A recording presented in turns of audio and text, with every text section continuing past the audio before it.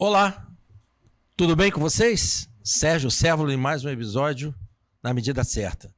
Hoje é um episódio extra, tá? Pedi aqui ao estúdio que arrumasse um espaço, tá? Um tempo para que eu pudesse falar desse assunto, que é o assunto do momento, né? A pedofilia no Brasil, né? Que recebeu um outro nome e que a gente vai inclusive discutir se é o nome correto, né? Porque na verdade a pedofilia é crime. E hoje a gente está envolto desse assunto. E eu trouxe aqui um especialista, né, uma pessoa que já luta por essa causa há muitos anos, né? Não é simplesmente um influenciador. Foi importante a participação desse influenciador? Foi. Mas a gente tem que entender como é esse assunto, o que ele realmente representa na nossa sociedade, para que a gente possa entender os bastidores, né? O que está acontecendo já há muitos anos, né, sobre esse assunto tão grave que atinge as nossas crianças. Então eu estou aqui muito feliz por receber o Washington Souza. Seja bem-vindo, Washington, ao meu podcast. Estou muito feliz aqui, nós já somos amigos, né, e agora mais ainda, porque é um assunto que, confesso a você, que me incomoda demais. Me incomoda muito mesmo. Então seja bem-vindo, tá, ao nosso podcast. Eu espero que esses pequenos minutos que nós passaremos juntos, a gente possa contribuir para a nossa sociedade sobre esse assunto, tá bom? Sérgio, meu amigo, antes de tudo é um prazer, é imenso estar aqui com você, participando, né, nesse momento aí tão importante, onde parece que o Brasil está despertando. Eu quero acreditar realmente que tudo que está acontecendo neste momento sirva para isso, para que o Brasil desperte para esse tema tão sério que é a pedofilia, que é a exploração sexual infantil, que é o abuso sexual infantil. Às vezes a gente fala de pedofilia e parece que engloba tudo, mas não, né? Existem diferenciações em cada termo e a gente precisa estar, de fato, atento para tudo isso que está acontecendo. Então, por isso que eu pedi, né, a boa vontade do estúdio de me reservar esse horário, justamente por o tema ser importante e eu saber da tua luta por essa causa há muitos anos. Então, vamos seguir no nosso roteiro? Foi importante o influenciador Felca fazer essa denúncia? Muito importante. Por quê? O Felca, por causa da popularidade dele, né? E eu te confesso que eu estou um pouco reticente em assistir muita coisa na rede social, porque hoje a gente tem que filtrar com muito cuidado, né? Porque a maioria das pessoas querem pegar esses temas polêmicos, e este é um tema polêmico, apenas para likes. E quando você me falou sobre o que estava acontecendo, eu te confesso que até então não tinha atentado para a denúncia do Felca, né? E aí você me mandou os links e tal, e eu fui então dar uma olhadinha e fiquei muito feliz. Feliz porque não está apenas repercutindo, né, na mídia, não. Estão realmente acontecendo algumas coisas a partir da denúncia do Felca. E a mais importante delas foi a própria prisão do Ítalo, né? Que é aí o principal denunciado por ele. O protagonista, né? O protagonista, infelizmente. A gente precisa usar esse termo, né? Protagonista de uma situação... De uma desgraça. De uma desgraça. Mas graças a Deus pela vida do Felca, graças a Deus aí por outros influenciadores que estão se juntando a ele, né? Parece, nesse momento tão sério aí, trazendo outras denúncias aí à tona. Então, como você vai, na segunda parte, falar bastante de você, então vamos logo. Qual é o histórico dessas denúncias da pedofilia? Não foi só essa que o Felca fez. Filhão, não. Faz olha... esse resumo aí pra gente. Então, querido, eu estou envolvido com esse tema há 15 anos, tá, querido? A gente vai 15 anos? Há 15 anos, desde a primeira marcha contra a pedofilia que realizei em Duque de Caxias. Sim. E de lá para cá eu tenho acompanhado bastante. Por quê? Porque a gente realiza um trabalho, Sérgio, que não é apenas de denúncia, não. O que a gente também sugere são ações proativas para que a gente consiga evitar os casos de pedofilia e de abuso sexual no Brasil. Então, de lá para cá, a gente tem acompanhado, né, a luta do Magno Malta, por exemplo, na CPI da pedofilia, a luta da Damares Alves, desde há muito tempo, né, denunciando lá os casos, como o da Ilha de Marajó, e depois veio aquela menina também com aquela canção, né, você lembra? Eu tava lembrando dela hoje ainda. Eu falei, rapaz, essa canção ela tomou uma proporção tão grande que a menina talvez não esperasse, né, o que fosse acontecer. Na verdade, a canção ela fala um pouco da hipocrisia, né, dos da igreja, dos pastores, e aí vem a denúncia, né? Enquanto isso, no Marajó, o João desapareceu. Todo mundo querendo saber quem foi o João, né? Na verdade, mas foi muito importante. Então a gente tem acompanhado tudo isso. E a minha pergunta agora se isso de fato vai ser algo para alavancar a luta contra a pedofilia no Brasil, ou se vai ser apenas mais um vento, né? Eu considero a CPI da pedofilia realizada pelo Magno Malta como um precursor, sabe, filhão? Foi algo muito importante. Mas o próprio Magno chega uma hora em que ele não consegue mais avançar, e ele diz isso. Eu tive acesso, inclusive, ao relatório final, né, da CPI da pedofilia. E o que deu, então? Deu prisão? Não, querido. A CPI da pedofilia simplesmente foi barrada. Porque o Magno Malta chegou um momento em que ele esbarrou em gente muito grande, muito poderosa, e que não deixaram avançar. E o próprio Magno, ele lamenta isso até hoje, né? Infelizmente, ele teve que parar. Mas você acha, por exemplo, agora está um movimento lá no Congresso, né, para se aprovar algumas leis, mas mais ligada à questão da regulação das redes sociais do que propriamente para resolver o problema da pedofilia, concorda? Sim, o próprio Felca, ele lamentou, né? Eu assisti um vídeo dele essa semana, melhor, semana passada, onde ele lamentou o que aí eu vou ser bem direto, tá? O que a esquerda está tentando fazer com essa denúncia dele. Estão tentando transformar agora numa alavanca para regularizar a rede social. Estão tentando, de certa forma, utilizar em benefício próprio. Aquilo que começou com uma denúncia séria, agora está virando outra vez politicagem. Infelizmente, essa... Só para esclarecer o nosso público, o momento dessa época da CPI da pedofilia, com o Magno Malta, o governo era de quem? Do Lula? Você sabe que eu não lembro? Não lembro. Não, porque o Magno, na verdade, eu não me lembro se já era a Dilma ou se foi na época do Temer. Não, de fato eu não me lembro. Né? Mas eu me lembro que o Magno Malta, ele de certa forma caiu de paraquedas. Por quê? O Magno, se não me falha a memória, era a primeira eleição dele ao Senado, né? Foi o primeiro mandato dele. E eles precisavam de alguém, na verdade, para dar uma resposta à sociedade sobre esses casos de pedofilia. E aí o que fizeram? Viram aquele camarada, baixinho, troncudinho, né, brigão, mas acharam que não ia dar em nada. E, na verdade, eles acreditavam que estavam jogando uma bomba na mão do Magno Malta quando deram a CPI da pedofilia para ele. Só que, muito pelo contrário, né, Deus, ele tem as suas formas de realizar as coisas, e aquele camarada que eles acharam que seria, na verdade, um Zé Ninguém, um camarada que simplesmente seria jogado lá no canto e que ficaria brigando, dando murro em ponta de faca, na verdade, o Magno Malta fez um trabalho excelente, né? Ele foi para cima, começou a correr atrás, começou a buscar fatos, começou a buscar denúncias, né? E quando então aquelas pessoas que estavam lá junto com ele viram, para elas ele se tornou um problema. Entendi. Né? Porque o Magno foi muito longe, a ponto de chegar num momento em que ele teve que parar, porque ele teve a integridade física dele ameaçada, né?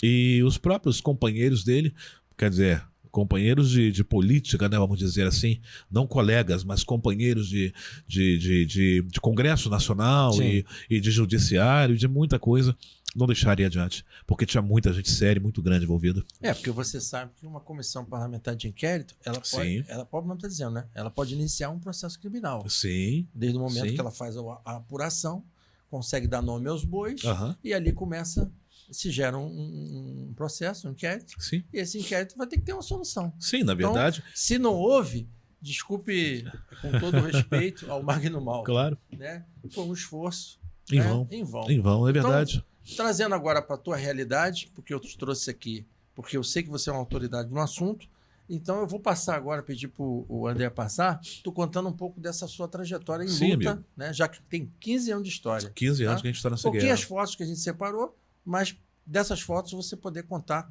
o que aconteceu. Isso aí foi uma marcha, não é isso? Sim, na verdade, esse é o nosso ponto inicial, nosso ponto de partida, né? Isso aconteceu há quanto tempo? Você vê ali na primeira foto, que escrito Pilar contra a pedofilia. O que aconteceu lá? Então, queridão, em 2010, eu morava no Pilar, em Duque de Caxias, e 3 meninas foram estupradas e mortas no meu bairro. E aquilo gerou uma comoção, porque até então, a gente estava escutando sobre pedofilia, sobre abuso. Elas foram estupradas e mortas? E mortas, no meu bairro. 3 meninas? 3 meninas. Mas pertenciam à mesma família?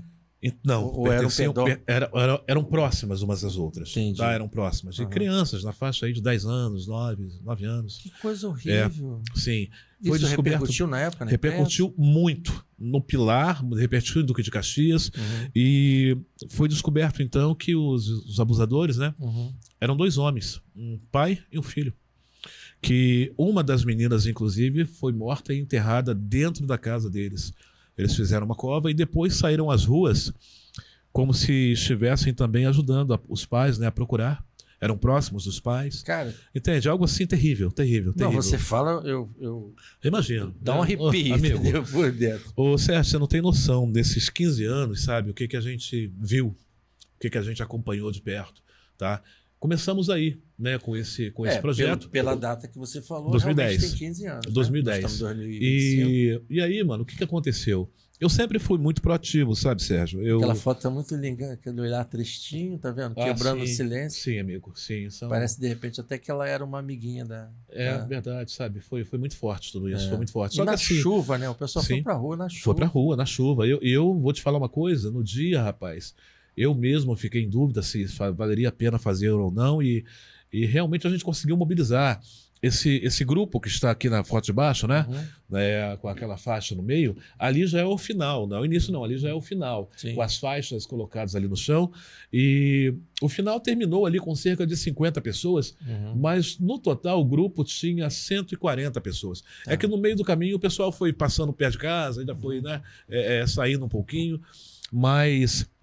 Foi algo de muito importante, por quê? Porque dessa passeata, queridão, nós conseguimos realizar a primeira instauração de leis. Conseguimos instaurar leis em 6 municípios no Rio de Janeiro, no dia chamado Dia Municipal de Prevenção e Combate à Pedofilia. A primeira foi em Duque de Caxias, que foi exatamente o dia 6 de novembro, né? Que foi promulgado como Dia de Prevenção e Combate à Pedofilia. E por causa das palestras que eu realizo, né, das minhas viagens, eu consegui levar esse projeto para outros 6 municípios no Rio de Janeiro e 2 municípios no Espírito Santo. Entendi. Entendeu, queridão? Esse foi o início de tudo. Então, sabe? assim, falou em assunto pedofilia, é um assunto que você domina, que você começa a trabalhar em cima dele desde esse momento, né, que você viu um parlamentar se interessar pelo assunto. Sim. Mas tem muita história para ser falada ainda, né? Muita coisa. E aí, coisa, aqui em Petrópolis, nós também tivemos. Eu tive o prazer, inclusive, de participar. Sim, querido. Foi o quê? Foi dois anos depois, né? Não, foi em 2017. 2017. São 2 anos depois dessa. Não, 2010. Essa foi 2010. São 7 anos após. 7 anos? 7 anos após. Em Caxias, nós realizamos em 2010 e 2011. Em 2011, tá? E aí começamos a trabalhar nas questões das leis. E em 2016, então, eu me mudei para Petrópolis, né? Vim para cá a convite do bispo da minha igreja, meu amigo Anderson Caleb. E começamos, então, a conhecer as pessoas aqui, começamos a nos envolver mais aqui com essa questão também. E em 2017 aconteceu o caso de uma menina no Sargento Boining. Né? E esse foi o precursor, por quê? Porque as pessoas começaram a lamentar, eu via muitas coisas sendo faladas e tal. E aí reuni um grupo de amigos para conversar, né? Nesse tempo ainda não te conhecia, pessoalmente assim, mas com um grupo de amigos nós conseguimos então alavancar a passeata contra a pedofilia aqui em Petrópolis. Marcha contra a pedofilia em Petrópolis. E aquilo que foi feito com 140 pessoas apenas em Duque de Caxias, aqui em Petrópolis, deu mais de 3 mil. Não, na verdade, o SBT computou mais de 5 mil pessoas. Mais de 5 mil. Sim. E também estava chovendo no dia. Também chovendo no dia. Eu me lembro que eu estava de frente carregando a faixa. A previsão era de muito mais gente. Eu tive pessoas, por exemplo, nós tínhamos caravana de Niterói, de Campo Grande. A passeata terminou na Câmara dos Vereadores. Câmara Exatamente, entendeu? E no dia eu tive pessoas que me ligavam, né, dizendo, não tá chovendo, o pessoal resolveu não subir e tal. A previsão era de mais de 10 mil pessoas aqui. Mas ainda assim, com chuva, nós conseguimos colocar mais de 5 mil pessoas na rua. Entendeu? Bom, nossa, eu fiquei assustado com o caso dessas. Sim, eu posso te contar um outro caso que vai te espantar ainda mais? Pode, porque nós, a partir desse aqui. Momento, ainda em Caxias, Sérgio, nós viramos uma referência, né, nessa questão de pedofilia e as pessoas começaram a nos procurar. E 2 casos me chocaram muito. 2 casos realmente foram... Eu peço a Deus para eu não perder a minha humanidade, sabe, querido? Quando a gente vê essas coisas. Um deles foi de uma avó que me procurou para saber como denunciar um caso de pedofilia que estava acontecendo na família dela.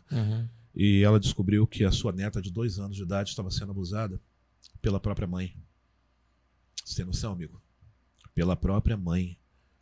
Que a avó, quando foi dar banho na neta, a neta puxou a sua cabeça, né, a cabeça da avó para as suas partes íntimas, sugerindo que a avó fizesse, então, sexo oral nela. A avó ficou desesperada com aquilo e foi perguntar por que isso, quem faz isso com você? Uhum. E a criança então respondeu, mamãe. Que emoção, isso? amigo. A avó me procurou, né? E eu disse que era algo muito sério, que ela precisava ter provas antes de denunciar. E aconselhei que ela levasse a uma psicóloga. A psicóloga repetiu o gesto com a menina e a menina fez a mesma coisa. E a psicóloga então disse, olha, corre com essa menina. Busca tratamento para ela, busca denunciar, porque ela está realmente sendo abusada. E um outro caso, né, que me deixou ainda... Estudo em Caxias. Isso em Caxias. Tá. E um outro caso que me deixou ainda mais espantado foi de um caso que acompanhei, onde um menino, uma criança de 27 dias de vida, 27 dias de vida, abusado pelo próprio pai. Entendeu, querido? Então, assim, é muito sério, muito forte, sabe, querido? Por isso eu espero mesmo que essa denúncia feita pelo Felca não se perca com o tempo.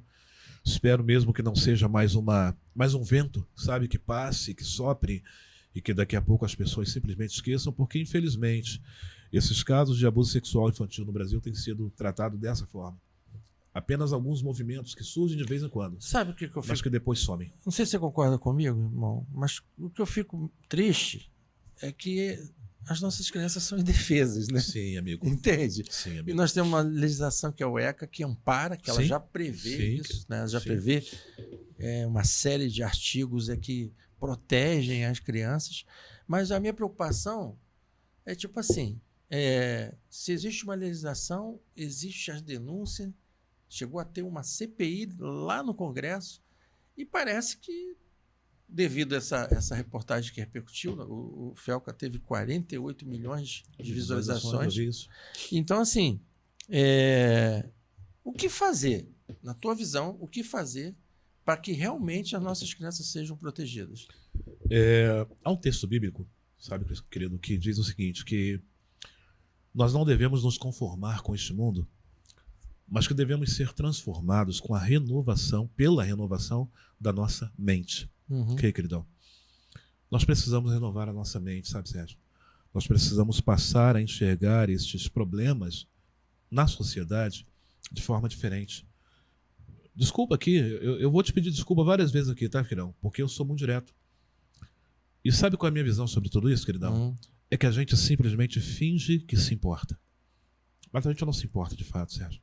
A gente não se importa de fato. A sociedade não se importa. Os políticos não se importam. A igreja não se importa. E aqui eu vou cortar na própria carne, tá? Porque eu sei que você é cristão e que eu também sou. E aí eu vou começar pela sociedade, tá? Vamos dividir. Por que a sociedade não se importa? A primeira vez que eu ouvi falar sobre esse tema, pedofilia, eu fiquei mal o dia todo. Fiquei mal o dia todo, sabe? Eu acho que foi exatamente sobre esse monstro que abusou do próprio filho com 27 dias de vida. Não tem uma explicação. Querido, não tem. Você né? entende? E aí estão querendo, inclusive, apontar a pedofilia como sendo uma doença. Sim, né? Existe uma ramificação aí, sabe, de grupos políticos que estão tentando fazer disso uma pauta, sabe, simplesmente para lucrar em cima. Então vamos lá. Por que eu penso que a sociedade não se importa? Porque a primeira vez que eu ouvi falar sobre isso, querido, eu passei mal, eu fiquei mal o dia todo, sabe? E aí você vê esses casos hoje sendo colocados num jornal ao meio-dia, sabe? Um programa de reportagem que acontece na parte da manhã, ao meio-dia, à noite. E eu quero acreditar que na primeira vez que você também ouviu falar nesse tema, Sérgio, que você ficou mal. Como muita gente ficou mal. Só que hoje a gente se senta diante da nossa televisão no horário de almoço com um prato de comida na mão. E tudo isso vai sendo jogado de novo, sabe, na nossa face e já não incomoda tanto, filho. A gente se acostuma. A gente toma a forma do mundo. Você tá entendendo, queridão? E a gente não se importa mais. Por isso que você fala da questão da renovação da nossa mente. Nós precisamos renovar a nossa mente, queridão. A forma como a gente enxerga tudo isso, sabe?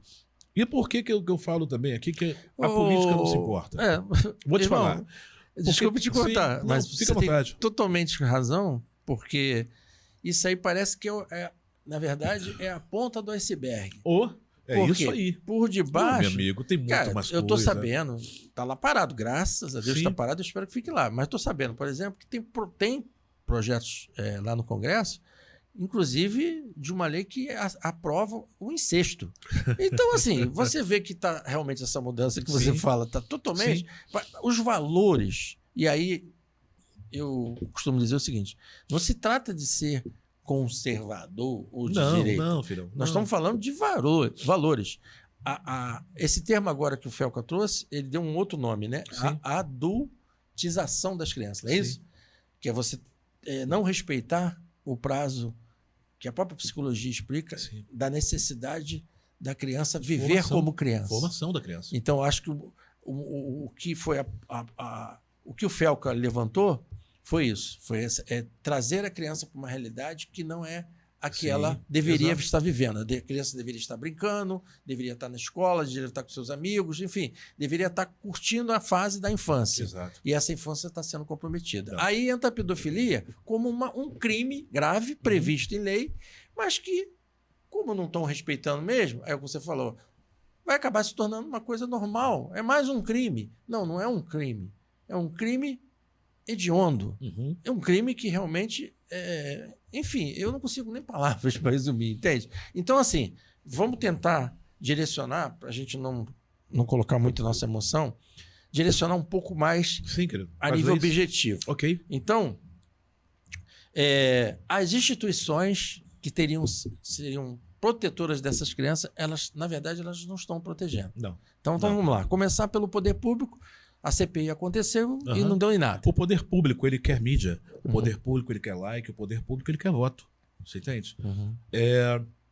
Quando a primeira lei em Duque de Caxias foi criada, né, como o Dia de Prevenção e Combate à Pedofilia, ela não foi feita porque o vereador ele viu que era algo importante a ser feito. Não.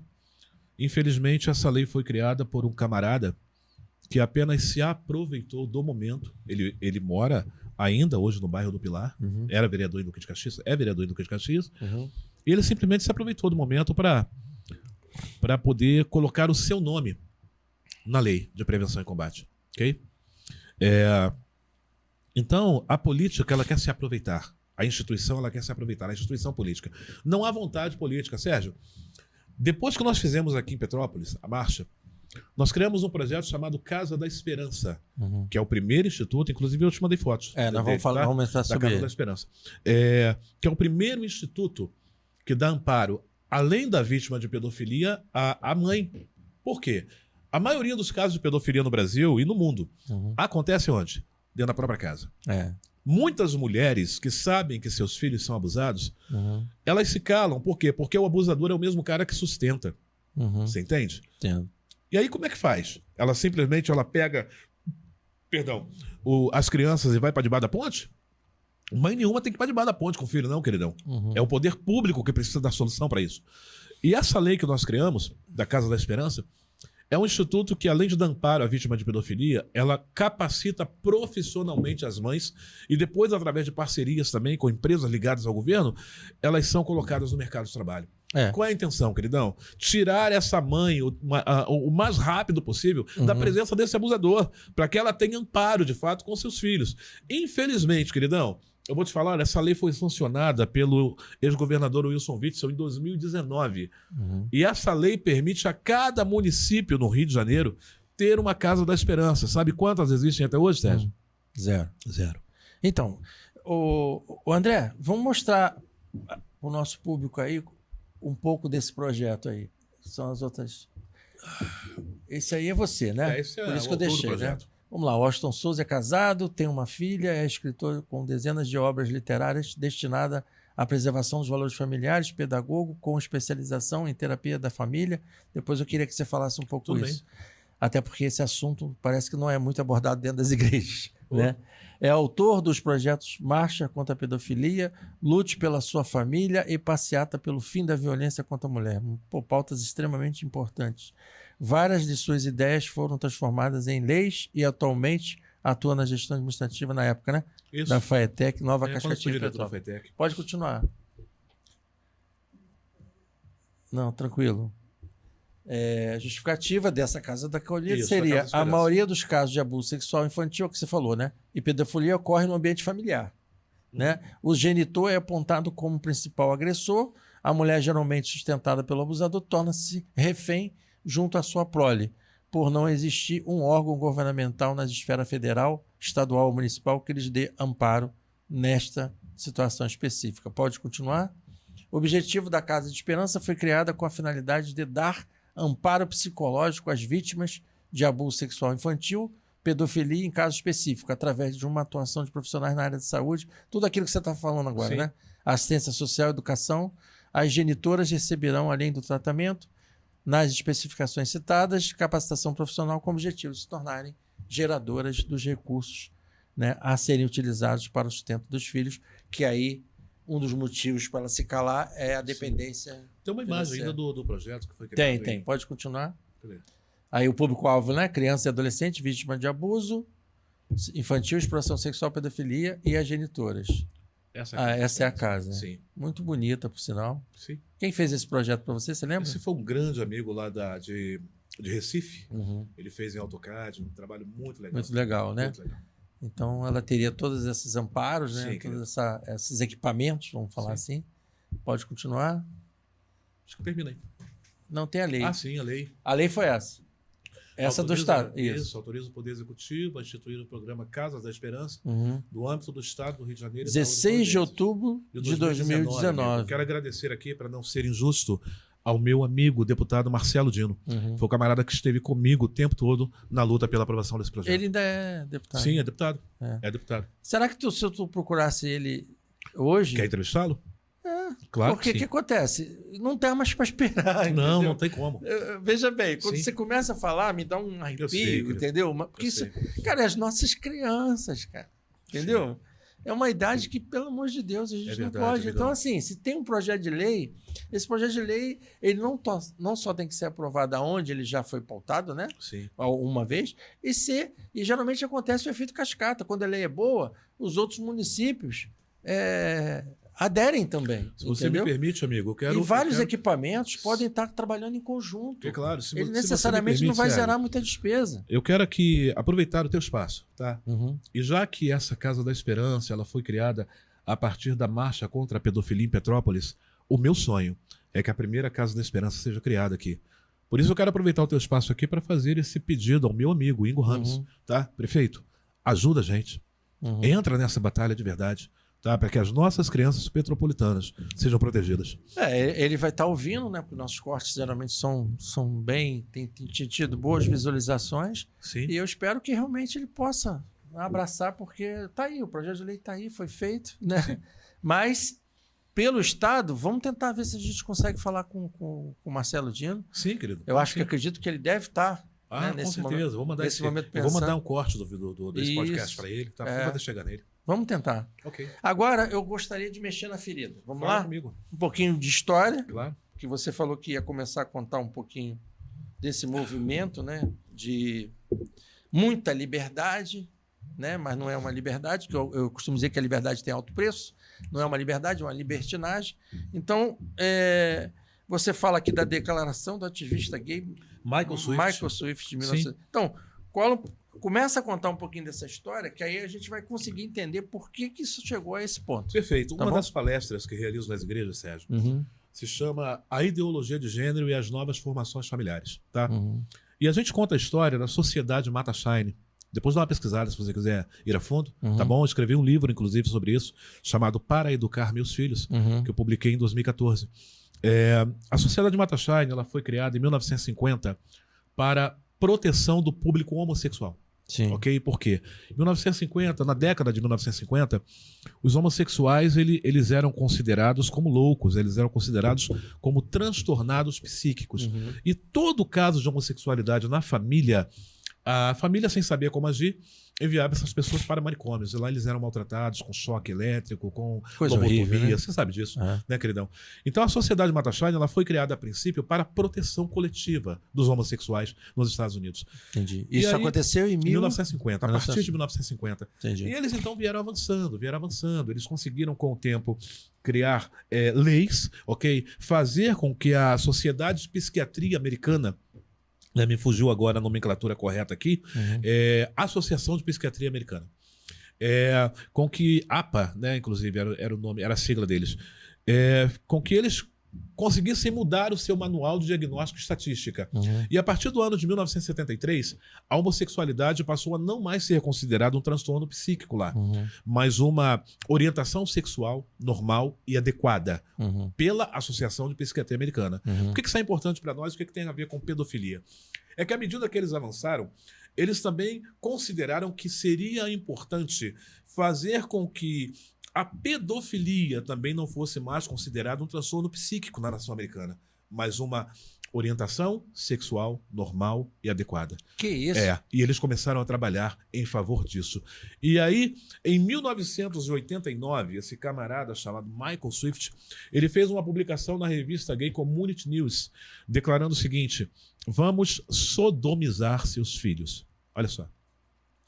Vamos fazer com que eles nos adorem e que eles busquem por nós. Você entende? Michael Swift foi o precursor, a partir daí, de uma ideologia para fazer com que os nossos filhos, os netos, os sobrinhos da sociedade americana passassem a aceitar aquilo que seus tios, pais e avós não aceitavam. Você entende? O que eles pensaram? Olha, nós conseguimos avançar. A sociedade Mata-Scheiner realmente ela conseguiu muita coisa. Não somos mais considerados como loucos, correto? Só um instantinho, para eu não perder a linha de pensamento. Conseguimos colocar, a partir da década de 70, pessoas no governo, conseguimos eleger vereadores, deputados, senadores, conseguimos colocar juízes nas altas esferas para que tudo aquilo que nós intentarmos fazer seja protegido por lei. A partir daí, só que existe ainda a Igreja Católica, existe ainda a Igreja Evangélica, existem associações ligadas à família que não permitem o nosso avanço. Ou seja, essa geração que está aí, de avós, na faixa aí dos seus 50, 60, 70 anos, nunca vão aceitar a homossexualidade como coisa normal. Por isso, aí vem a declaração do Michael Swift: vamos sodomizar seus filhos. Ok?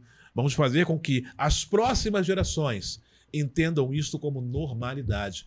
Então, querido, vamos lá. Vamos pensar na hipocrisia.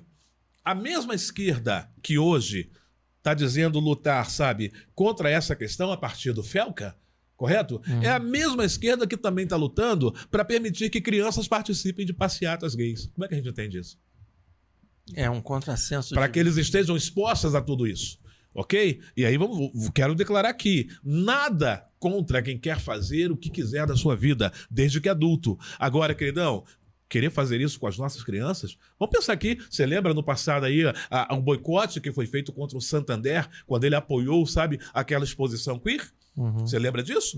A Rede Globo, queridão, colocou lá no seu programa da parte da manhã, pessoas lá falando a favor disso, questionando. Inclusive teve uma senhora, uma velhinha, que ficou muito famosa num vídeo porque ela disse que não concordava com aquilo. Quem é adulto e quer fazer o que quiser na sua vida, tudo bem, mas ela questionou. Agora, colocar criança tocando em homem nu, e agora esse mesmo grupo está dizendo que é contra? Como é que a gente entende isso? Pura hipocrisia, meu irmão. Pura hipocrisia. Ainda teve outro caso do Burger King também, né? Isso aí, eu não ia nem falar o nome, que é uma rede de hambúrguer, né? Mas posso te falar uma coisa? Quando veio essa questão à tona, né, muita gente quis fazer o boicote, falou, não vamos mais comprar hambúrguer lá, né, e tal. Eu falei, eu vou comer o meu hambúrguer, não tô nem aí. Porque, infelizmente, eu vou repetir aqui, a sociedade não se importa. Não, a gente vai ficar o quê? Esperando novos casos de Santander, de Burger King, de McDonald's, que seja, sabe? Para poder fingir que se importa, vou fazer boicote? E depois? E depois que o hambúrguer acaba? Depois que a gente come o hambúrguer? Né? A gente não se importa mais, queridão. A sociedade não se importa, os políticos não se importam, a igreja não se importa, tá? Deixa eu te contar uma coisa aqui, Sérgio. A Casa da Esperança, a minha primeira tentativa, sabe, de criar a Casa da Esperança foi através da igreja, não foi através da política. Tá? E não estou falando aqui contra a igreja, não. Me entenda bem, queridão. Estou falando de uma realidade. Eu levei esse projeto para um líder maior da minha igreja, da denominação que eu frequentava, e sugeri a ele que fosse feito da seguinte forma: vamos transformar os espaços vazios, sabe, das grandes igrejas que temos, está espalhada aí no Rio de Janeiro inteiro, numa Casa da Esperança. Vamos dar amparo. As igrejas ficam vazias durante o dia, sabe? A gente pode utilizar esse espaço para transformar. Seria um equipamento extremamente bem explorado, né? E aí a resposta que eu tive, infelizmente, foi muito triste para mim, né? O meu líder, eu respeito demais, amo muito esse meu líder, mas a resposta dele eu não pude engolir. Ele disse para mim que seria um problema. Por quê? Porque a partir do momento em que nós transformássemos o espaço da igreja na Casa da Esperança e naquela comunidade onde a igreja estivesse instalada, inserida, sabe? As pessoas em redor vissem uma criança sendo tratada lá, as pessoas iriam entender que na casa daquela criança existe um pedófilo. Essa foi a visão dele. E eu respondi para ele o seguinte: olha, eu quero te mostrar uma outra visão, sabe? Quero te mostrar uma outra visão, porque mais importante do que as pessoas saberem que na casa daquela criança existe um pedófilo é o fato de nós estarmos mais preocupados com a placa da igreja do que com a vida da criança. Uhum. E aí eu segui por outro caminho. Falei, olha, já que realmente não dá para fazer através da igreja, eu vou seguir o caminho da política. Mas a verdade é que ninguém se importa, Sérgio. Mas assim, me permite uma parte. Fique à vontade. Eu te chamei justamente por isso, porque eu sei que você está na tua alma esse projeto, né? Sim. Até pode mostrar a tua camisa ali. Ah, sim, né? queridão. Por favor. Sou contra a pedofilia. Essa camiseta eu ganhei lá em Búzios, tá? Eu ganhei lá em Búzios. Tem um projeto da minha amiga Érica, tá? A Érica, que é uma lutadora também nessa causa. Esse é o grupo eu acredito que depois dessa entrevista você vai receber muitas mensagens, porque tem pessoas aí que eu sei que amam cuidar, né, das nossas crianças, Sim. trabalham, né, tem muita gente aí no Conselho Tutelar de boa, né? Sim. A Suane é uma delas, enfim. Tem muita gente boa, mas que fica igual você, né? Meio que... Frustrados. Que não Agora, passar. Vamos tocar na raiz. Desculpe, claro. Mas lá atrás, eu esqueci até de trazer o nome do filme aqui, nós tivemos um filme que foi baseado em fatos reais. Sim. Né? Esse filme, inclusive, concorreu foi ao Oscar. Não, qual? Foi um filme da igreja... Não, foi um filme, não foi esse do mais recente do Jim Caviezel. Jim Caviezel, não. Esse fala sobre também a pedofilia e a exploração infantil. Mas foi lá atrás da Igreja Católica. Sim. Foi um escândalo que houve dentro da Igreja Católica que descobriram que padres eram pedófilos. Né? Então, eu fico vendo, às vezes, essas atitudes contrárias, né, a realmente mostrar a cara de quem é pedófilo. Sim. Né? Porque eu não vou citar aqui nomes, mas eu trabalho em comunidade e as comunidades que eu trabalhei, algumas delas tiveram casos de pedofilia, onde foi a igreja que defendeu essa família. Então, o que você falou faz todo sentido.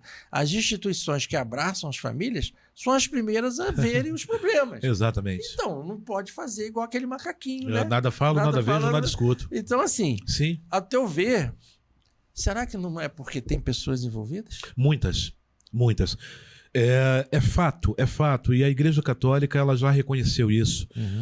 Alguns papas... Mas eu tô falando não é só da Igreja Católica. Não. Mas vamos começar pela Igreja Católica, já que você tocou. Exato, mas eu quero cortar na própria carne. Eu também não quero encobrir aqui e dizer que na Igreja Evangélica não existe, não. Tá? Existe muitos casos. Então, mas a partir de alguns anos, né, os papas, não sei se foi a partir do Francisco ou do seu antecessor, eles reconheceram isso e pediram desculpas públicas, né, pelos casos de pedofilia que aconteceram nas igrejas católicas, lá com os coroinhas, né, que eram abusados, com as freiras que engravidavam, né, de padres e que abortavam. Foram descobertos aí alguns cemitérios clandestinos, né, com milhares de crianças aí enterradas. Um negócio muito sério, muito sério. Mas eu concordo plenamente com você. A instituição está muito mais preocupada com a placa do que com o problema. Você entende, amigão? É a Igreja Católica, é a Igreja Evangélica, é a Assembleia de Deus, é a Igreja Wesleyana, é a Universal, que seja, sabe, filhão? Mas as pessoas estão muito mais preocupadas com o nome dessas que estão lá expostos do que com o problema de fato da criança.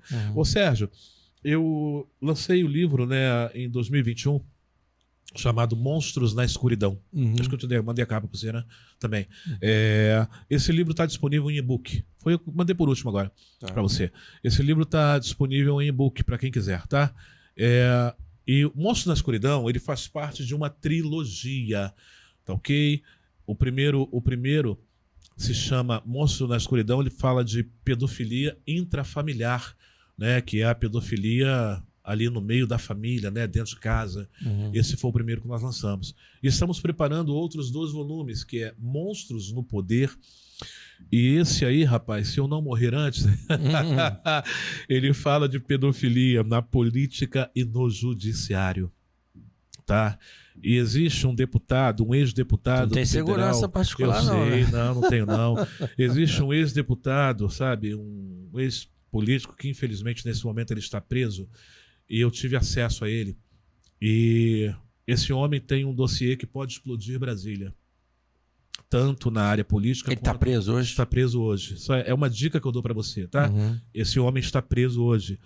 Mas esse homem tem um dossiê que pode explodir Brasília e ele foi muito atencioso comigo quando eu estava fazendo as pesquisas para este livro.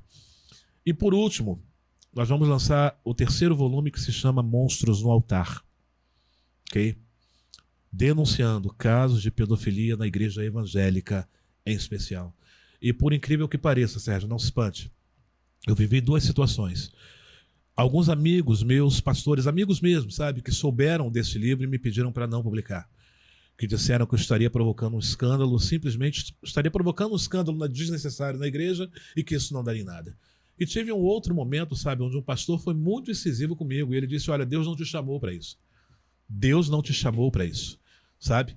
E eu estou tentando entender, de fato, o que esses homens, sabe, esperam que a gente faça, sabe? Simplesmente se cale e fique vendo todas essas coisas passarem sem citar nomes. Sem citar nomes. Você poderia contar o quê, querido? O caso em si, como você contou lá atrás do caso lá do Pilar?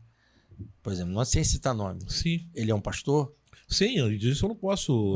Eu não tenho problema nenhum em dizer não. É um pastor, sim, sabe? E que ficou muito irritado assim, comigo quando soube do livro e que simplesmente disse, olha, Deus não te chamou para isso, rapaz. Você está errando o alvo, você está confundindo as coisas.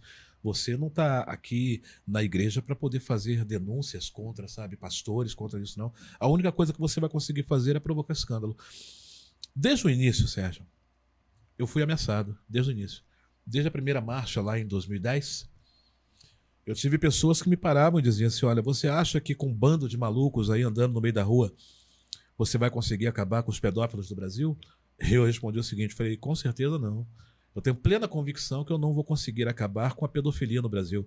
Mas se por causa desse projeto uma única criança, deixar de sofrer nas mãos de um canalha desses, já terá valido a pena. Entende, amigo? Então tem muita coisa, existe um livro que eu não posso escrever, sabe, Sérgio? Porque a minha vontade, de fato, é dar nome aos bois. É denunciar mesmo e pagar o preço que tiver que pagar por isso.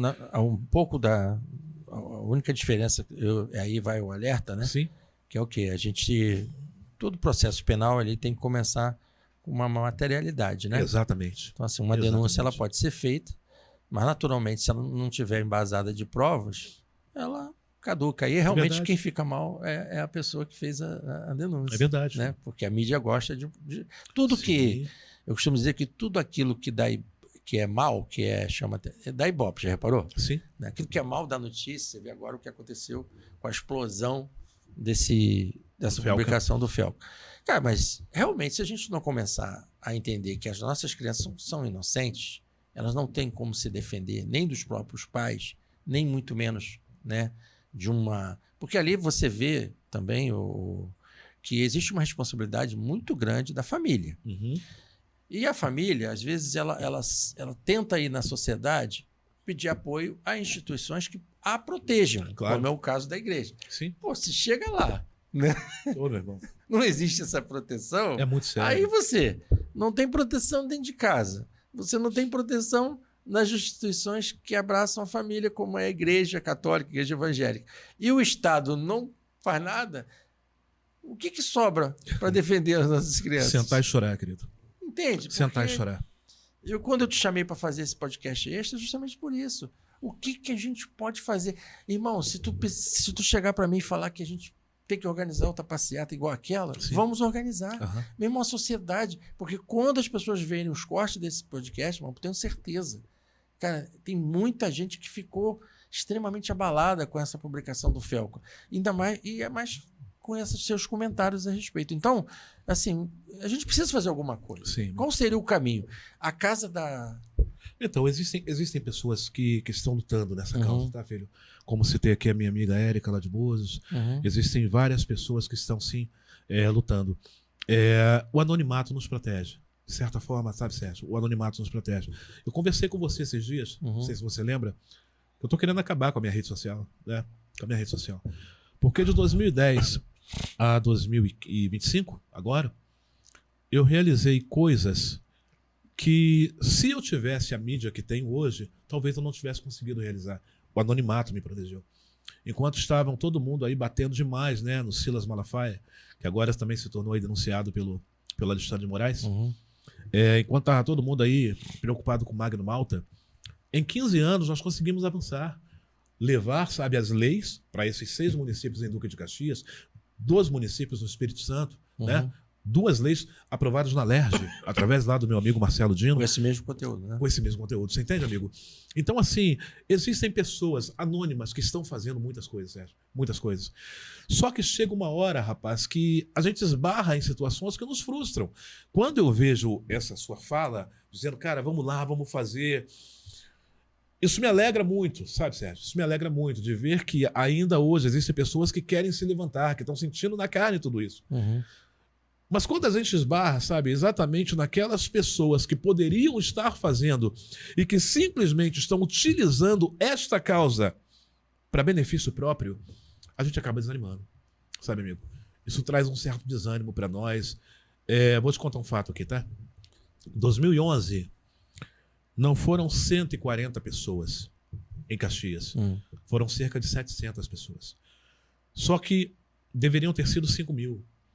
Nós conseguimos naquele ano, através também desse meu amigo, que sempre esteve conosco, por isso me permita citá-lo aqui, tá? Ele era vereador à época, Marcelo Dino, e nós conseguimos através dele 18 ônibus para enviar para as igrejas, sabe? Porque a gente sabe que a igreja em si, ela quer participar, mas ela tem dificuldade às vezes para locomoção. E nós conseguimos através, né, da CPTrans em Duque de Caxias, né, a Secretaria de Transporte Público de lá, 18 ônibus. Enviamos para as igrejas, sabe? Conversamos com alguns pastores. Pastores, ajude a gente. Vem com a gente, vamos participar, vamos passear, sabe? É a causa, é pela causa. E para minha tristeza, amigão, dos 18 ônibus que nós enviamos, e teve ônibus que voltou com uma pessoa dentro. Teve ônibus que nem retornou, me ligavam dizendo, não tem ninguém aqui, a gente vai seguir daqui para a garagem. Sabe, filhão? Então isso frustra a gente. Frustra a gente porque as pessoas fingem que se importam, Sérgio. Fingem. E aí eu não vou culpar aqui o membro da igreja, não vou culpar o líder. Eu aprendi no Exército Brasileiro que a tropa é espelho do guia.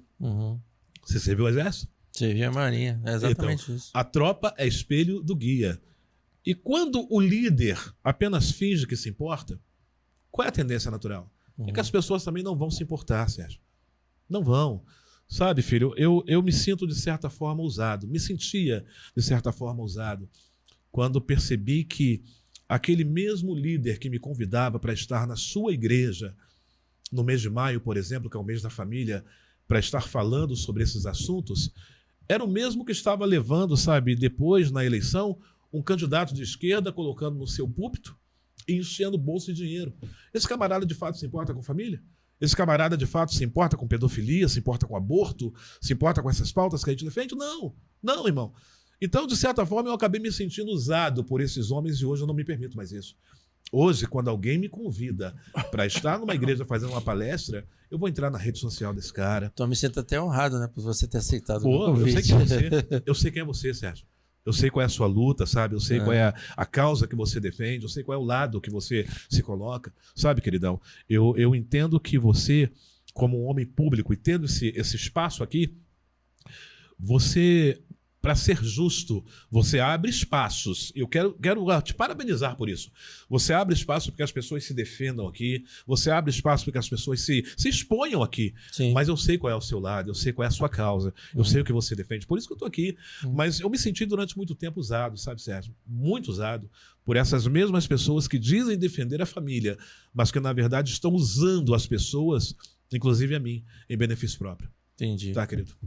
Desculpa Então, aqui pelo desabafo também. Não, então assim, então a gente chegou à conclusão, né, que esse caso de pedofilia, ele tá em todas as esferas de poder. Todas as esferas. Todas as esferas. Todas elas. Né? Sim. Então talvez seja por isso que quando a gente tem uma sujeira e a gente não tem tempo de limpar, a gente joga para debaixo. Debaixo do tapete, queridão. É exatamente, isso? é isso que estão fazendo. Então, aí de uma vez ou outra... Dilma? Não. Dilma não. Tô falando, de uma vez. Deu uma vez ou outra... Só para não perder a piada. Mas, Deu uma vez ou outra, a gente resolve limpar né? É verdade. E levanta o tapete. Levanta o tapete. Aí, só Foi que o que o Felca fez. O Felca levantou um tapete. Aí a sujeirada veio toda à tona. Cara. Então, eu espero, o motivo de eu ter pedido esse extra, né, no horário, né, um horário que não é meu, para poder entrevistá-lo, é que a gente possa, né, porque eu falo sempre para meus convidados, né, todos eles, né, que esse espaço aqui não é para ficar ganhando like. Esse espaço aqui é para utilidade pública. O nome foi criado para isso, né? Na medida certa. Não é para apontar erro, para agredir, mas na medida certa tentar mostrar que tudo tem um propósito. Tudo na vida tem um propósito. Sim. A nossa vida, nós não fomos criados, por exemplo, para ser um pedófilo. Então nós temos que descobrir qual é a causa de uma pessoa se tornar pedófilo. Exatamente. Existe todo um estudo, né, até Sim, como eu sim. te falando, para poder, porque se a pessoa descobre, ela também tem direito, né, a ser tratada. Claro que sim. Entende? Claro então, que sim. o objetivo Perfeito. é esse. Eu fui muito questionado. Ou eu estou errado? Não, não está errado, não. Eu fui muito questionado, né, sobre um posicionamento meu na causa da violência contra a mulher. Nós temos um projeto chamado Superação. Sabe, tu já tinha me falado sobre isso então, também. E nesse projeto eu indico ao município a criação da Casa do Homem. É um projeto maravilhoso que conheci em Duque de Caxias. Só existem em dois lugares no Brasil, em Blumenau e em Duque de Caxias, aqui pertinho da gente. E a Casa do Homem, ela trabalha com a seguinte condição. Um homem agressor, né, que foi constatado, que foi levado à justiça, que foi denunciado, e ele precisa responder, o juiz, além da sentença, ou junto com a sentença, ele coloca a opção para que esse homem aceite, entenda que ele tem uma necessidade e que ele aceite ser cuidado nessa Casa do Homem. Por psicólogos, por pessoas que vão tentar entender o porquê que ele age dessa forma e fazer com que esse ser humano também seja recuperado, sabe? E eu fui questionado por isso, falaram, não, você não tem que se preocupar, tem que se preocupar com a mulher. Não, querido, existe um ser humano do outro lado também que está precisando de ajuda, que está gritando. E a gente precisa estar atento para isso. Porque se uma infância ela foi extremamente agredida, Sim. esse adulto Ele vai repetir isso. Ele vai repetir. A tendência psicologia natural é fala essa. isso, não sou eu. A tendência natural é essa. Entende? Então, assim, deixa eu tentar dar uma olhada aqui, se a gente esqueceu de abordar mais algum assunto, porque eu não podia deixar passar em branco Sim, querido. essa necessidade da gente abordar esse assunto. Agora, então vamos lá. Projetos que você tem, que eu acho que... Desculpe, né? Mas eu vejo que você é um homem de família. E a família envolve homem, mulher e a sua prole, né? Ou seja, então, queridão, o que está aparecendo hoje, vê se não é que essa estrutura da família está sendo corrompida e com interesses escusos, pessoais. Sim, querido. De uma bandeira ideológica. Porque eu conheço pessoas de esquerda que são de família. Sim, amado. Sim, casadas, tem pai, tem mãe. Eu conheço homossexuais que são extremamente bem resolvidos. Entendeu? Sim. Então, tipo assim, eu acho que tem muito mais a ver com um problema psiquiátrico, inclusive, com uma doença. Porque eu vi uma entrevista do Cabrini entrevistando um estuprador. E aí, ele tinha uma ficha criminal extensa de estupros. Só que teve um estupro que o Cabrini falou assim, eu preciso entender. Ele tinha estuprado uma criança de 3 anos. Entende? Sim. Então, cara, o Cabrini falou assim, eu preciso entender, você pode explicar? E a explicação dele foi a seguinte, eu não sei. Na hora me deu uma vontade. Quer dizer, a pessoa não sabia na mente dele por que o levou a fazer isso, entende? Então, é o que eu estou te falando. A família hoje está sendo desestruturada, já há algum tempo, né? Inclusive eu vejo relatos de movimentos políticos que querem realmente destruir a questão da família, mas se essa família é desestruturada, é uma fábrica de futuro pedófilos, é uma fábrica de futuro, né, estupradores. Ou você não concorda comigo? Não, concordo com você. Aí a sua missão, que você deixou de falar, e eu sei que você faz muito bem, que são as palestras sobre a família. Seminário da Família. Esse foi o projeto que Deus gerou no meu coração e que me levou a viajar pelo Brasil, né? Entre 2010 e 2020, antes da pandemia, a gente cumpria aí uma agenda de mais de 200 palestras por ano com esse projeto. Mas deixa aqui eu fazer um adendo, Sérgio, na questão que você colocou sobre a família, essas novas formações familiares, que inclusive é um tema de uma das palestras que faço. Por incrível que pareça, talvez você vá se espantar com o que eu vou te dizer, mas eu sou contra o Estatuto da Família que foi aprovado no Congresso Nacional. Vou te explicar o porquê. Eu nem conheço o Estatuto. O Estatuto da Família foi uma briga, né, que foi travada por Marcos Feliciano e uma série de outros parlamentares para que fosse ratificado que a família significa uma entidade formada por um homem, uma mulher e a sua prole. Okay? Então a família, segundo o Congresso Nacional, segundo o Estatuto da Família, significa isso. Okay? Entidade formada por um homem, uma mulher e a sua prole. Eu sou contra. Eu sou contra. Sabe por quê, querido? Nós vivemos... Mesmo você sendo um homem cristão. Sim. Cuja base entenda bem. Eu entendo. Isso é polêmico, hein? Eu sei. Isso dá um outro debate. Vamos lá. Eu entendo que, como cristão, este é o nosso ideal de família. Esse é o nosso ideal de família perfeita. O homem, a mulher, sua prole. Perfeito. Sim. É o que Deus idealizou. Isso aí. Mas como cristão, sabendo que você também é cristão, deixa eu te perguntar. Me mostra um exemplo disso na Bíblia. Me mostra uma família perfeita nesse modelo na Bíblia. Ih, rapaz. Olha, o que eu já li então, é complicado. Então, eu perguntei isso numa palestra, e aí alguém se levantou e disse assim, não, a família de Jesus. Eu falei, é mesmo? A mãe dele casou grávida. E não era do marido. Você entende, queridão? Nós temos um ideal de família. Por quê? Eu entendo que a família, neste formato, ela permite que a criança, que é o nosso alvo, ela tenha a figura paterna e a figura materna como base. Sim. Correto? Mas e aquela criança que foi abandonada pelo pai? Sim. Que foi criada só pela mãe? Que é a nossa realidade hoje. Da maioria. Mães solos, correto? Sozinho. Não é família? Eu vou entender que porque eu, como cristão, acredito nesse modelo, eu vou entender que legalmente isso não pode constituir uma família? E aquela avó que cria seus netos, rapaz? Fala pra mim. Não é família? Você entende? Querido, aí não. Aí eu preciso entender, o que é o parâmetro cristão, aquilo que eu acredito, sabe? A partir da minha questão religiosa e aquilo que é lei no Brasil. E existem famílias que, ainda que eu não concorde, eu preciso respeitar, porque elas são legalizadas no Brasil. A família homoafetiva é uma realidade no Brasil, por mais que eu entenda isso um erro, biblicamente falando. Você entende, queridão? A família eudemonista, você sabe o que é a família eudemonista, querido? Não. É uma realidade no Brasil, procura pesquisar depois. Pode falar. A família eudemonista, sabe? É a família formada por vários homens e várias mulheres dentro de um mesmo ambiente, dentro de uma mesma casa, onde os filhos são criados por todos. Isso já é considerado legal no Brasil. Quando você falou aqui acerca do incesto, existe um projeto que não está nem no Congresso Nacional, não. Deixa eu só fazer uma correção aqui. Está no STF desde 2015. Ah, tá. Para que o incesto seja aprovado no Brasil, a relação sexual entre mãe e filho, entre pais. Mas é quando o Congresso não resolve, vai para o STF. Exatamente, não, já está no STF desde 2015, está parado lá, mas eu sei que está. Você entende, queridão? Então nós precisamos também, Sérgio, aprender a separar as coisas, né, queridão?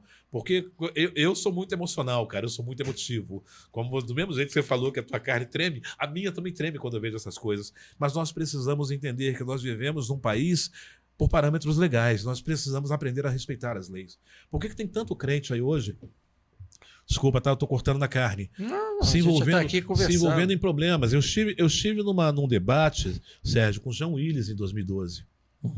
Com Jean Willis em 2012. Que fim levou ele? Ele foi para fora do país numa época do governo? Sei. Espero que ele esteja em Cuba. Curtindo lá, né, Cuba, ele ama Cuba, então que ele esteja por lá. Mas nesse debate, nós convocamos, fizemos uma convocação quando descobrimos que ele estaria numa escola em Duque de Caxias, e eu sou pedagogo por formação, e eu me inscrevi para estar lá, né? E eu fiz uma convocação, porque eu sabia o que iria acontecer. O tema do debate era gênero e diversidade. Eu sabia o que iria acontecer lá. Eles queriam, na verdade, aliciar aqueles professores que ainda não concordavam com a inserção da ideologia de gênero na educação. Sim. E aí nós pedimos, sabe, alguns amigos, pastores, crentes, olha, vem com a gente, você que ama a família, sabe, você que é católico, vem com a gente, nós vamos parar na porta dessa escola com faixas, com cartazes, sabe, dizendo que a gente não vai aceitar isso de forma natural, não. Isso não pode acontecer com os nossos filhos, são as nossas crianças que estão dentro da escola. E houve, de fato, uma movimentação na rede social. Alguns pastores prometeram estar lá com a gente. Vamos lá, vamos nos unir. E eu acreditei que nós teríamos lá pelo menos umas 300 pessoas conosco lá. Para minha tristeza. Mesma coisa. 5 pessoas estiveram lá, sabe? Além do meu amigo, me permita citá-lo de novo, Marcelo Dino, que esteve lá com a gente. E tivemos que sair de lá porque sentimos a nossa integridade física ameaçada, né?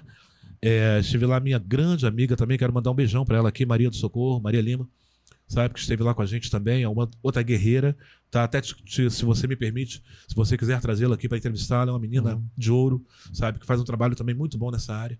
E 5 pessoas. E o que vimos lá foi cerca de 300 professores aplaudindo o João Willis como se ele fosse Deus.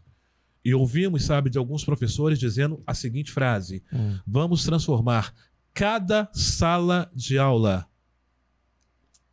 num campo de batalha. Vamos fazer com que essas crianças, com que a geração futura aceite isso com normalidade em Duque de Caxias. Então, isso aí também é o que eu te falei, né? Isso já é um debate para um outro podcast, que é o futuro da educação no nosso Brasil. Ô, meu amigo, triste. Eu não sei nem quem eu vou chamar para falar sobre isso, mas que posso te indicar algumas pessoas.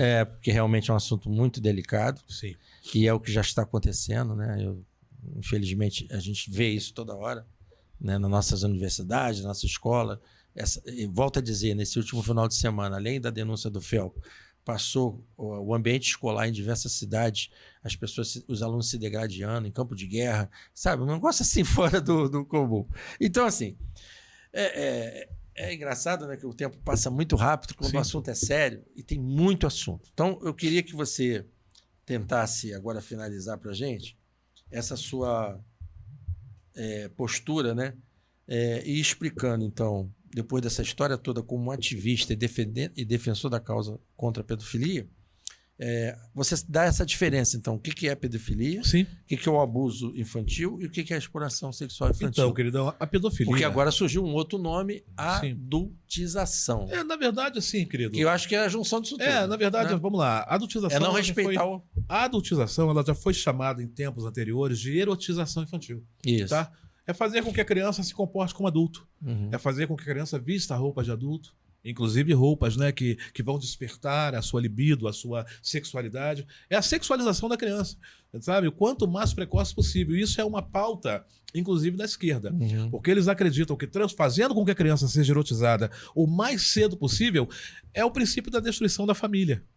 Você entende? Isso é uma pauta da esquerda. Okay? Agora, a diferenciação está no seguinte, é que o pedófilo, a pedofilia, ela é caracterizada pelo camarada que, sendo doente ou não sendo doente, né, se a ciência explica ou não, ele é caracterizado porque quanto mais nova for a criança, mais desejo ele sente.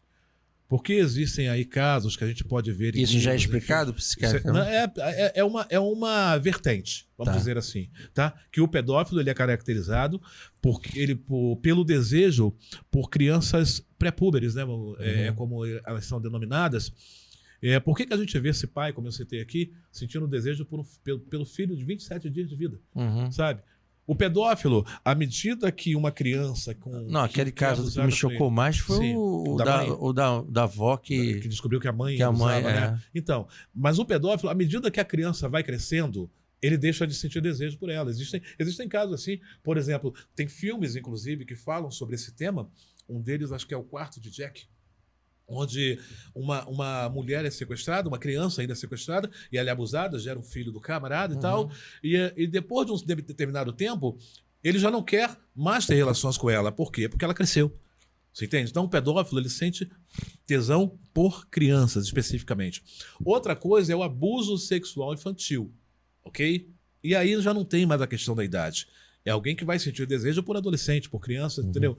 E existe, neste caso do Felca, é o que mais se identifica, a exploração sexual.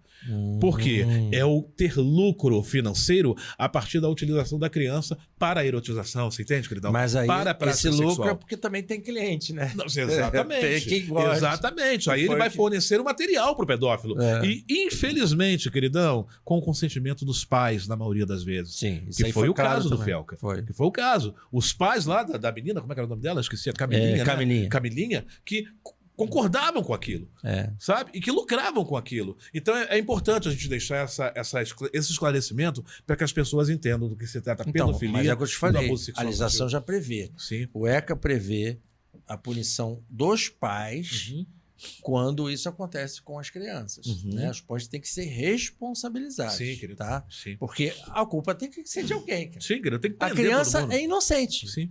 A lei deixa bem claro, a criança é inocente. Tem que prender esses camaradas, então, tem que prender pai, tem que prender todo mundo, viu, querido? E eu falo prender porque não existe pena de morte no Brasil. Então, tá? assim... Mas em alguns casos eu sou a explicação, então, seria essa, né? Sim, querido, essa diferenciação é essa, tá? Existe a questão do abuso e aquilo que é utilizado para benefício, para lucro financeiro, entendeu? Isso é exploração sexual infantil. Pô, rapaz, é muita coisa, hein? É muita coisa, filhão. Nossa. Isso é um universo, sabe? Então... Depois disso tudo que a gente conversou, né, eu peço a sua permissão para a gente poder publicar isso, né, e as pessoas verem. Sim, querido. Talvez a gente tenha. Agora, eu te peço também permissão para que a gente possa tocar esses projetos lindos teus, maravilhosos. Sim. Né? E eu vejo assim que eles estão muito interligados, né? Porque se você tem um projeto que é a Casa da Esperança e você tem um projeto Superação, sim, que são mulheres que precisam, né, de um empurrão para ter mais dignidade na vida. Querido. Os dois projetos, inclusive, podem estar interligados, porque são, apesar de serem casos específicos, são pessoas que são extremamente vulneráveis. O projeto Superação, ele nasceu de uma outra ideia. Em 2020, nós iríamos fazer a passeata Homens de Verdade, que seria lá em Copacabana. E a previsão para essa passeata era de mais de 30 mil pessoas em Copacabana, viu, Sérgio? Nós conseguimos reunir um time excelente. Quero citar os nomes aqui de quem estava conosco para fazer justiça, né? Um deles foi o doutor William Douglas, né, juiz federal, bem conhecido aí. Sim. Seria um dos próximos indicados pelo Bolsonaro ao STF. Tivemos o apoio da Isabelle Benito, do SBT Rio. Muita gente. Sérgio, nós tivemos a proeza de reunir as igrejas evangélicas junto com escolas de samba. Tem noção? Nós tivemos a proeza de reunir uma torcida do Vasco e uma torcida do Flamengo, cara, pela causa. Porque entenderam que a causa era mais importante do que as suas próprias ideologias. Sim. E nós teremos lá, por exemplo, o grupo de motociclistas me fugiu o nome deles agora, do meu amigo pastor Joab, formado por cristãos. Me fugiu Águias o nome dele. Águias de Cristo, esse mesmo. Recebi ele. Que legal. O Águias de Cristo estaria conosco com 800 motociclistas lá. Eles estariam fazendo simplesmente a comissão de frente nossa, sabe? Representações do Corpo de Bombeiro, das Polícias Civil Federal. Isso foi em que ano? 2020. Por que não aconteceu? Por causa da Covid? A pandemia chegou uma semana antes. E o Crivella, né, nosso prefeito na época, não permitiu fazer. Agora tudo, né? Só para a gente voltar aqui naquilo que nós falamos antes, acerca de que as pessoas estão mais preocupadas com a própria ideologia do que com a causa. Nós tivemos uma dificuldade para realizar esse trabalho lá no Rio de Janeiro, Sérgio. Por parte de um grupo que fazia parte da Prefeitura do Rio de Janeiro. Você poderia me dizer assim, quem você acha que foi, que tentou impedir a passeata pelo fim da violência contra a mulher? Fala aí para mim. Ah, rapaz, eu não... não pode imaginar? Não, porque eu tô... Não. Se prepara para se espantar. Secretaria de Políticas Públicas para Mulheres da cidade do Rio de Janeiro. Tentou impedir a passeata pelo fim da violência contra a mulher. Quer saber o motivo? Não precisamos de um homem para defender, criando um projeto em defesa da mulher. Você tem ideia disso, cara? Ou seja, as pessoas são mais preocupadas, sabe? Feministas, desculpa aqui, feminismo. Não, feminismo burro, te falando, sabe? Isso está acontecendo demais. Triste demais. Triste demais. Isso está acontecendo demais. Todas as pessoas que estão vindo aqui, inclusive na última sexta, a gente entrevistou o ex-prefeito. A gente nem citou nesse problema, até porque o objetivo era a gestão pública, né? O que é feito com o dinheiro público, porque o prefeito atual decretou falência. Mas a gente observa isso claramente, o Washington. As pessoas não estão preocupadas com a causa e sim com as suas ideologias. Exatamente, amigo. A ideologia hoje... gozado que um cantor muito famoso, antigo, né, da nossa época, falava, a ideologia, eu quero uma para viver, né? Ah, o Cazuza? O Cazuza, né? Só que ele também dizia na mesma música que os heróis dele morreram de overdose. Overdose. Então, assim... E aí, por incrível que pareça, a consequência dessa ideologia é a morte, cara. Eu não consigo ver outra coisa. Sim, a morte. Sim. A morte de tudo aquilo que sustenta uma sociedade. A morte da família, a morte das nossas crianças. Então, eu vou ser sempre contra a qualquer tipo de ideologia, seja ela de direita ou esquerda. Sim. Porque a ideologia ela não representa o pensamento da maioria. Ela representa os ativistas. Pode observar. É fato, é fato. São pessoas frustradas que não conseguiram a sua realização pessoal, a verdade é essa, e colocam um pensamento na cabeça achando que aquilo ali é o certo. Vai mudar o mundo. Vai mudar o mundo. É verdade. Entendeu? E influencia de uma forma tão negativa que faz com que as pessoas deixem até de parar de falar uma com a outra. Foi o que aconteceu com essa polarização aí. E aí pessoas que vão ouvir alguns cortes que eu vou fazer vão falar assim, esse cara é esquerdista. Esse cara é fato. Perfeito, perfeito, amigo. Porque estão vendo a ideologia, mas não estão vendo, né, o arcabouço, né, aquilo Sim. que é aquilo principal, a essência. A valorização da mulher, a valorização da criança. E isso não tem ideologia, amigo. Nós estamos falando de vidas. Vidas que estão sendo levadas à morte, vidas que estão sendo levadas... Porque tu fica imaginando a cabeça dessa criança, igual tu falou, que foi molestada com Meu Deus. pela própria... Então, assim, cara, enquanto eu estiver vivo, se Deus permitir eu usar esse espaço para poder fazer esse glórias tipo a Deus. de... glórias a Ele. Você seja usado por Deus. Por quê, irmão? Não dá para admitir algo assim. Não tem como. Entendeu? Sim. A inversão de valores é fato em qualquer pauta ideológica. As pessoas estão indo, não estão pensando no coletivo, não. Elas estão pensando no pensamento delas, em dever. Então, assim, eu não vou citar nomes, mas assim, é muito triste você ver alguns políticos defenderem bandeiras que são delas. São delas. Eu conheço, volto a dizer, sou amigo de homossexuais, sou amigo de pessoas que têm uma vida extremamente normal, bem resolvida, sabe? Isso existe desde que o mundo é mundo, mas aí vem as pautas ideológicas e coloca aquilo. Eu devo dar vontade, às vezes, de entrar nessas... Porque foram conquistas que estiveram durante muitos anos, né? Às vezes eu quero... Não, porque foram vitimizados não sei quantos... a homofobia existe... Aí eu falei, pô, cadê esses dados realmente? Tô falando sério. Sim, perfeito. Se eles não são manipulados, porque eu não vejo. Eu converso, eu não vejo. Tudo é política. Infelizmente, esses movimentos são criados não para a defesa do ser humano. Não. Movimento LGBTQIA+, não sei das quantas aí, eles não estão lá para a defesa dos homossexuais, estão lá para fazer política em favor de um grupo. Movimento negro... Rapaz, eles não estão lá para a defesa do negro. Desculpa que não é a pauta não, mas deixa eu fazer um desabafo aqui. Quem mais deseja o racismo no Brasil é o movimento negro, porque eles se alimentam disso. O dia que acabar o racismo no Brasil, acaba a verba para ONG. Você entendeu, meu amigo? E aí, vamos viver de quê? Então, é tudo política, queridão. E isso irrita a gente mais. Isso irrita demais, né? Desculpa, perdão pelos desabafos aqui. Não, a entrevista foi ótima, passou rápido. E como te falei, né? Eu convido você para que a gente possa construir alguma coisa junto. Né? E com a ajuda daqueles que realmente entendam que a causa é mais importante do que a ideologia, né? A defesa dos direitos que são muito bem previstos pela nossa Constituição.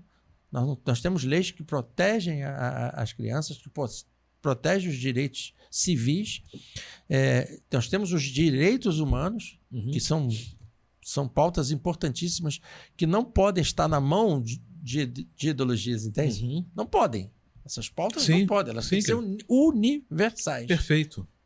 Universais. Isso não tem lado, isso não tem direita, na esquerda. Isso é e eu vou defender isso sempre, irmão.